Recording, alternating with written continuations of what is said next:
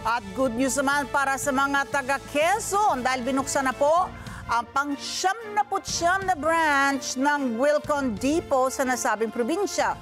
Kinatuwa naman ang mga taga Quezon na meron na silang mabibilhan ng mga dekalidad na construction materials, mga furniture at mga iba pang gamit sa bahay. Si Mark De La Rosa sa balitang yan.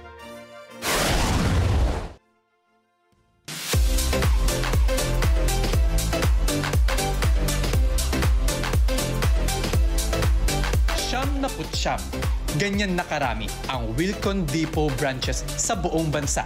Ang kanilang ika-99th branch, inihandog para sa mga kababayan nating Quezonian. 3, 2, and 1!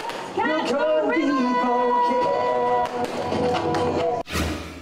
And it's really a milestone that we need to celebrate because this is close to 100. It's a space that provides opportunity where dreams are built, homes are improved, and again, it's a nice feeling that we're able to bring the best products and the best service that we offer to the market. Ang pagbubukas ng Wilcon Depot sa Pagbilao, Quezon ay nagpapatunay ng kanilang pangako sa pag-asenso ng kabuhayan ng mga mamamayan.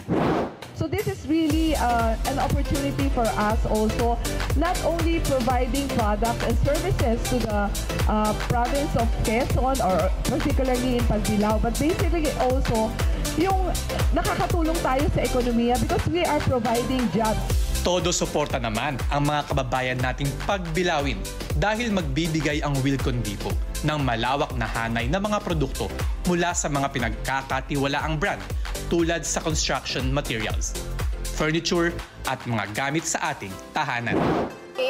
We're very happy kasi at last pala nagkaroon na ng Wilcon dito sa lugar namin, and one thing more is ang Wilcon kasi is mapagkakatiwalaan, quality ang kanilang product. Kaming taga Pagbilao hindi na pupunta lang Lucena para bumili ng mga bagay-bagay para sa aming bahay. So para po sa aming mga Pagbilawin, very na po siya, kumbaga accessible na mamili ng mga gamit sa bahay, lalo na yung mga bago pa lang magpapagawa.